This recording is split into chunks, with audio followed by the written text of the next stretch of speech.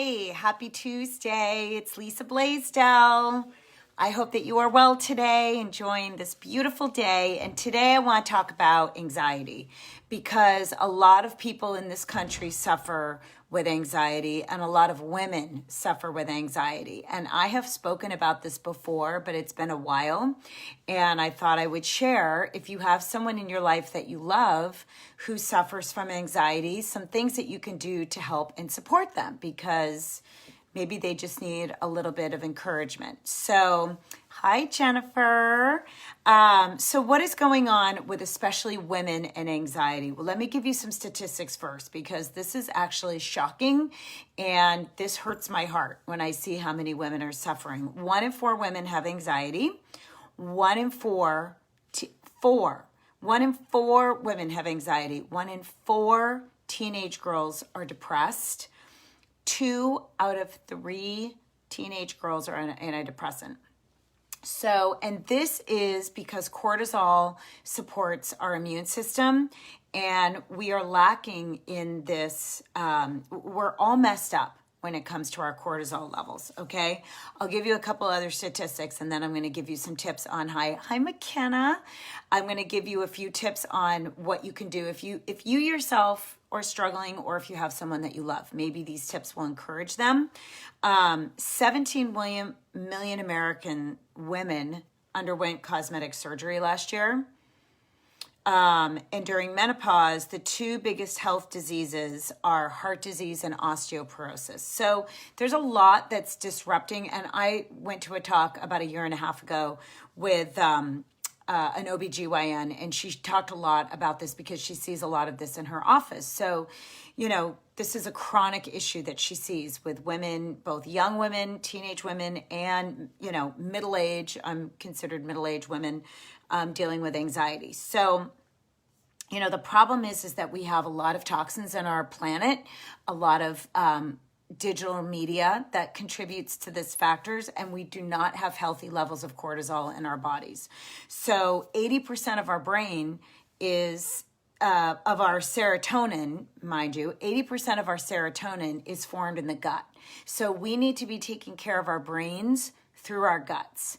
And that is something that I think more and more people are understanding, but it is so critical. It is so critical. So what are some of the things that you can do to help the people that you love if they're suffering from anxiety? And first of all, I'm not a doctor and I do not play one on TV. I never pretend to.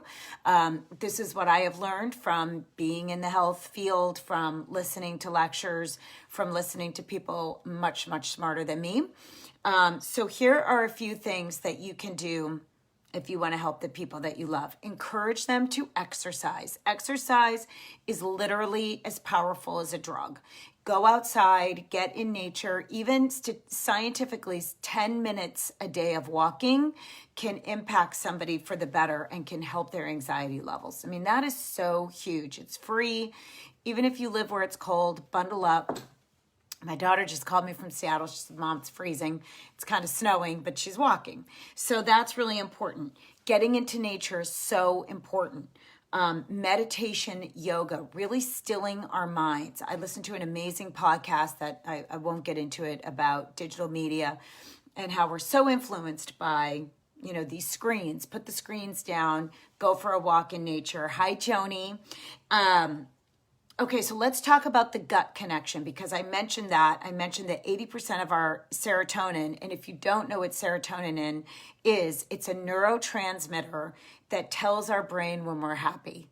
Okay, so this is huge.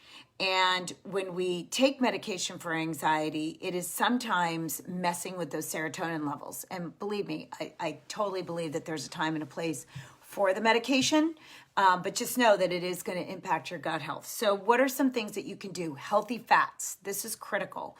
And I think this is hopefully something that more and more people are understanding. We must fuel our guts with healthy omegas. So if you love salmon, eat a lot of salmon. Walnuts is a good resource. I love a plant-based form of omegas because I really want to keep my diet clean and keep the mercury out.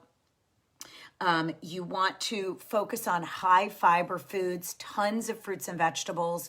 You really want to be making sure that you've got that fiber in your gut, because that's one of the things that keeps our digestive systems moving better. Okay, get it moving. There's so much that we can do with good nutrition if we just give our bodies a chance. So a couple of months ago, I mentioned that I attended this talk about a year and a half ago, but a couple of months ago, one of my favorite physicians, Dr. William Sears, put together a webinar on this topic. So if you want that webinar, it's free. I'm happy to send it to you. This is such an urgent issue in our society, and I really do feel passionately that we need to help more people, especially the young girls in our lives, whether they're your own or someone that you love and care about. So let me know if you want that webinar. The other invitation is that we are really diving deep into some of these topics in a new program that we have come together with some of my colleagues and I called The Shift. So this is something that we're really going to be focusing on: nutrition, mindfulness, gratitude, fitness, movement, just all of these components. So if that's something that sounds interesting to you, please reach out to me and I can get you some more information on that. I appreciate you so much. Hi, Carrie. And I hope that these tips helped you today, or maybe you can share them with someone that you love that might be dealing with some of these issues with anxiety, because together we can come together and we can help the people that we love. Love and appreciate you. Have a great day.